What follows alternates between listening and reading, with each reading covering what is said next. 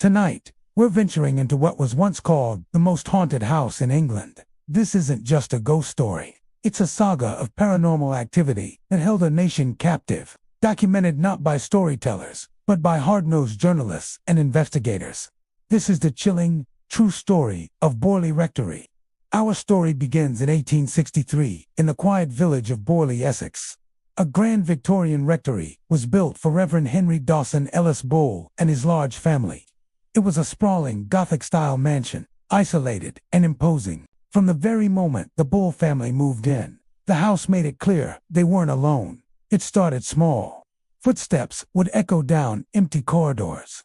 The sound of rustling silk dresses would pass by, even when no one was there. Servants would hear their names whispered in the dark, only to find themselves completely alone. These were strange, unsettling events, but the family, being of strong Victorian character, largely learned to live with them. One of the most enduring and iconic figures of the Borley haunting was the Phantom Nun. Locals had spoken of her for centuries, long before the rectory was even built. Legend said she was a nun from a nearby convent who had fallen in love with a monk from the Borley monastery. Their affair was discovered, and the punishment was brutal. The monk was executed, and the nun was said to have been bricked up alive within the walls of the convent. Her spirit, heartbroken and restless, was said to wander the grounds where the rectory would later stand. The Bull family and numerous visitors reported seeing her apparition, a sorrowful figure in black, gliding silently across the garden at twilight before disappearing without a trace. This lonely nun became the face of Borley's haunting, her story a tragic prelude to the chaos that would follow. After Reverend Henry Bull passed away in 1892, his son, Harry Bull, took over the rectory. The strange occurrences continued, becoming something of a local legend, but it wasn't until the Smith family moved in 1928, that the haunting escalated dramatically. Reverend Guy Eric Smith and his wife were immediately plagued by more than just footsteps. Bells would ring violently on their own. Windows would shatter for no reason. Objects, including stones and keys, were mysteriously thrown across rooms by an unseen force. The Smiths were so disturbed that they contacted a newspaper, the Daily Mirror, asking for help. This single act would catapult Borley Rectory from a local curiosity into a national sensation. The Daily Mirror sent a journalist named V.C. Wall to investigate. Along with him came one of the most famous paranormal investigators of the era, Harry Price. What they uncovered would grip the public's imagination. During their investigation, mysterious messages began to appear on the walls and on scraps of paper. These weren't just random scribbles. They were desperate pleas. Phrases like "Mary Ann, please help get," and "light, mass," prayers appeared, seemingly written by a ghostly hand. Mary Ann was the name of Reverend Lionel Foyster's wife, who would later live in the rectory. These messages suggested a spirit in torment, seeking solace and rescue. The phenomena became more aggressive. Mrs. Smith was once cleaning a cupboard when an old skull, belonging to a young woman, rolled out. The family, understandably terrified, left the rectory after only 2 years. In 1930, Reverend Lionel Foyster, his wife Mary Ann, and their adopted daughter Adelaide moved in. The haunting reached its peak during their 5-year stay. The activity became intensely personal and often violent. Mary Ann Foyster seemed to be the primary target. She was repeatedly thrown from her bed, slapped by invisible hands, and locked in rooms. The poltergeist activity was relentless. Bottles were smashed, furniture was overturned, and small fires would spontaneously start and then extinguish themselves. The mysterious wall writings continued, now directly addressing Mary Ann. This period was meticulously documented by Harry Price, who compiled a massive dossier of witness statements, photographs, and physical evidence. He published his findings in a book titled The Most Haunted House in England, solidifying Borley's dark reputation. The Foysters finally fled in 1935, leaving the rectory empty once more. By this point, Borley Rectory was infamous. Harry Price, seeing a unique opportunity for research, decided to rent the property himself for 1 year.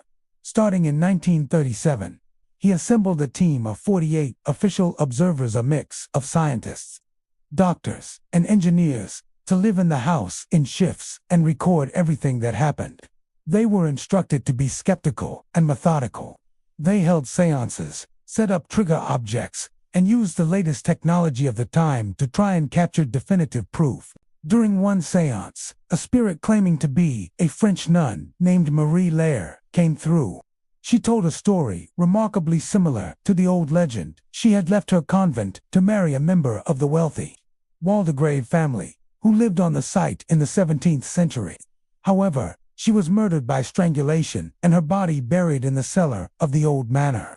This spirit even foretold a chilling prophecy. The rectory would burn to the ground that very night, and in the ruins, her bones would be found. The fire didn't happen that night, but the prophecy was eerily accurate. On February 27, 1939, the new owner of the rectory, Captain W.H. Gregson, was unpacking books in the library. He accidentally knocked over an oil lamp, and in an instant, the old, dry building was engulfed in flames. The fire raged through the night, gutting the house and leaving behind a skeletal ruin.